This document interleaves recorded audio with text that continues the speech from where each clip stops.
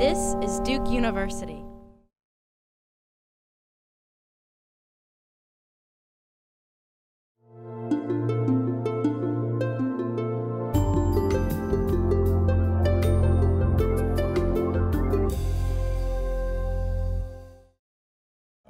Born in Brooklyn, New York, to two Southerners, Gloria and Charlie Laughinghouse from Greenville, North Carolina. And they came up, migrated to Brooklyn, New York in the 1950s, late 40s, 50s, and grew up there. And working class parents. My dad made it to 8th grade, mom made it till 11th. She worked as a domestic, cleaning rich white folks' homes, dentists, doctors' homes. My dad was a factory worker and worked 2, 3, 4, 5 other jobs on the side. And I learned a lot since I used to go to work with him. Matter of fact, oftentimes went to that factory with him and began to get a sense of what factory life was like. And he encouraged us to hit the books hard. My mother and dad encouraged us to hit the books hard, and which we did. And they gave us little extra assignments. We weren't able to sit around and read comic books and play all day. We were told to hit the libraries, read, hit the museums. New York's full of great museums.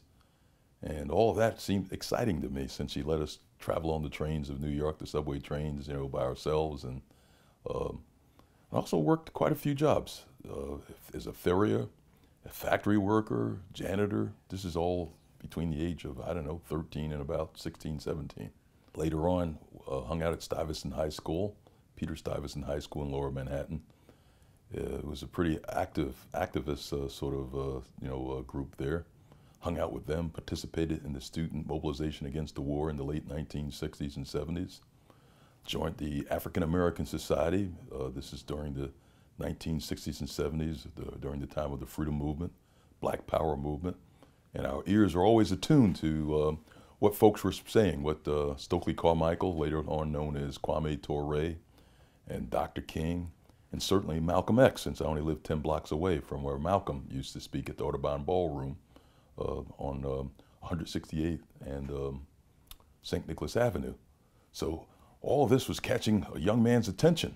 Sound pretty exciting to me, with the problems we were having in our community. At that time, hospital workers were organizing, teachers were going on strike. You know, we have powerful teachers unions in New York.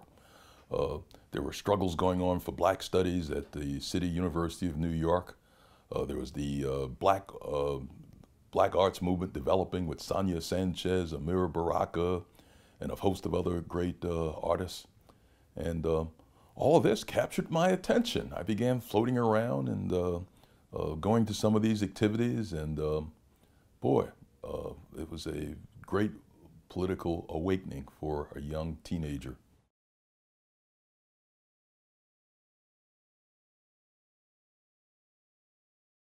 I got to North Carolina by virtue of meeting and learning about the Charlotte 3 and the Wilmington 10. Dr. Jim Grant was one of the Charlotte 3, and as you know, Ben Chavis was one of the leaders of the Wilmington 10, and used to write him while he was in jail during the 70s.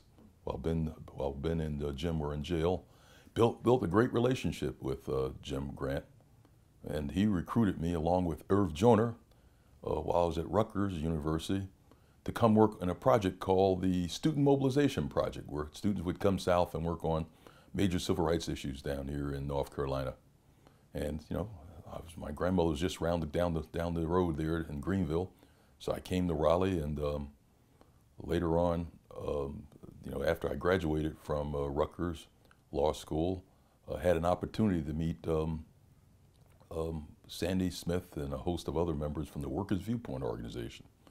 Can you just go back and explain what the Charlotte 3 and the Wilmington 10 are? Charlotte 3, these were freedom fighters, civil rights activists right here in North Carolina.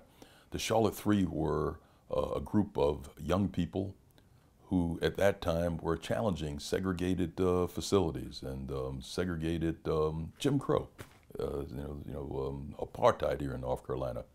And they were convicted for burning down the Lazy Bee horse stable, where they denied African Americans the right to participate or enjoy the services riding horses there.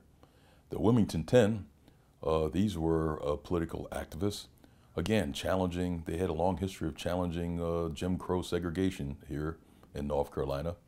And 10 folks, Ann Shepard, Turner, Ben Chavis, and a host of other young folks were arrested again. They were accused of shooting back when they were shot at and from a church down there in Wilmington.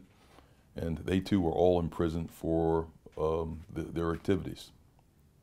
They were like political prisoners. So there was a big movement that was developed by the I think it was called the National Alliance Against Racist and Political Repression, led by Angela Davis and a host of other folks. I'm trying to remember her name, Charlene Mitchell, and a host of other activists and longtime freedom fighters. So what was it about the Charlotte 3 and the Wilmington 10 that made you decide to come down to North Carolina? The question of political repression. Was very familiar with it in New York City, where I recall the police throwing kids who were activists off the top of some of those tall buildings and getting away with it. I recall the police disrupting some of our youth community meetings when we were organizing regarding the police response to working class and black kids in the communities I grew up in, Brooklyn and Manhattan. So I saw a connection between the political repression of Jim Grant and the Charlotte 3 and Ben Chavis and the Wilmington 10, and knew that this was something very important, to support other struggles against government repression.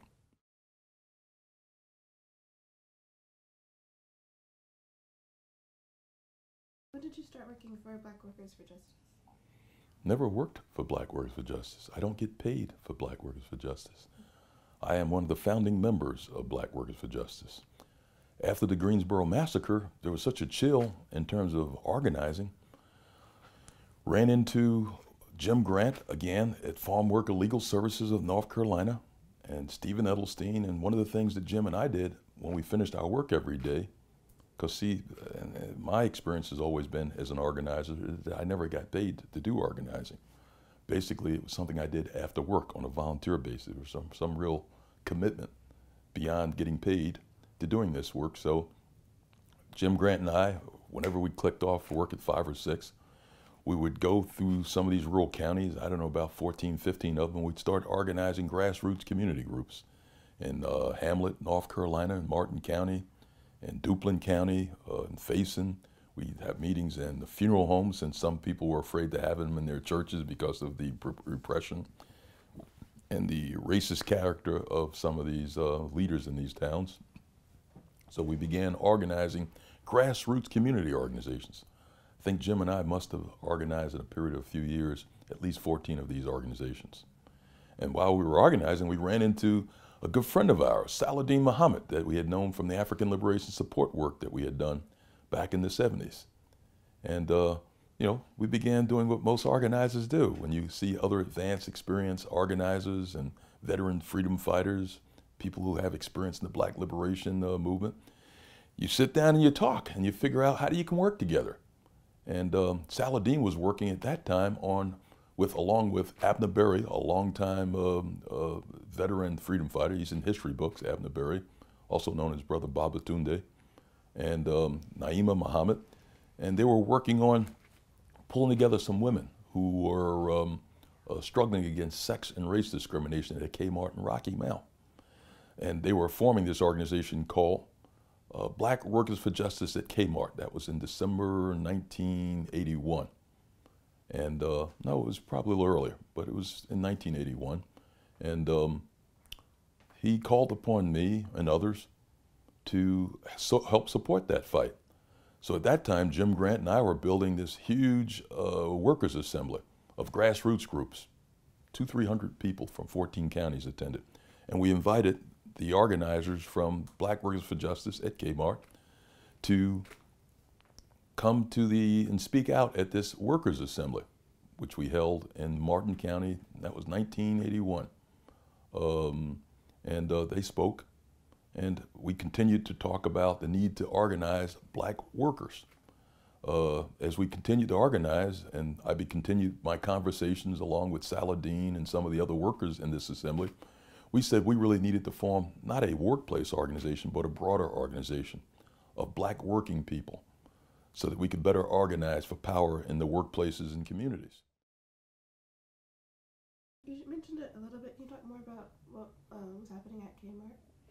Well, what was going on in K-Mart was what was happening in many eastern, North Carolina workplaces, or probably for that matter, most workplaces in the South, where workers don't have unions. They're oftentimes the victim of racism, sexism, and just unfair treatment. So the struggle in K-Mart was a struggle to empower the workers in that workplace by organizing a workplace committee where they could file petitions, bring their issues to other organizations and churches like the NAACP and some of the powerful churches in Rocky Mount, and try to rally the community to help alter the balance of power in that workplace so that workers could have their issues addressed.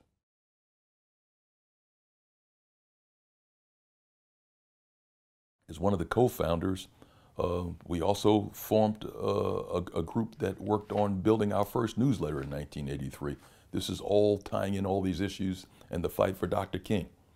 We founded Justice Speaks newsletter, which later on in 1985 became Justice Speaks newspaper. It raised up all these issues. We got workers to write articles on these community struggles, workplace struggles, challenging the racism and the job discrimination and the need for unions to come south. Matter of fact, one of our first newspapers put out the call to organize the South. Today we hear a lot of discussion about the AFL-CIO passing a resolution at its national convention about creative ways to begin to organize the South. Black Groups for Justice has always tried to make that call to come up with creative ways to organize what we call pre-majority unions. These are unions that may not have collective bargaining rights or have a contract or go through a union election, but yet they have a workplace committee. And we began organizing workplace committees. But we also understood in these workplaces that women had their own unique special oppression going on, not only in the workplace, but in the community. So somewhere in around 1986, we developed what we call the Women's Commission and a trade union commission. Can you imagine a small organization of hundreds of black workers organizing their own trade union commission? It's not a question of helping them. I think it's a question of how do we empower everyday workers to be their leaders of their own causes.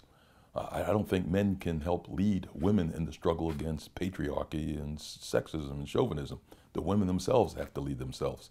Similarly, workers have to be empowered, and you have to help make sure you nurture their leadership capacity and skills in order for them to take on these challenges.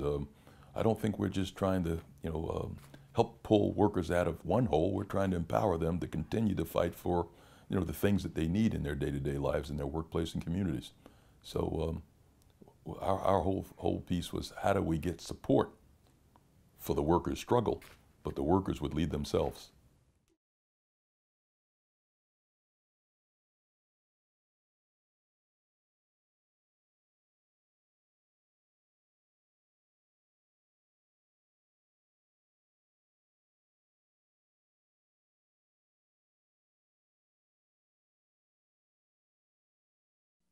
Produced by Duke University.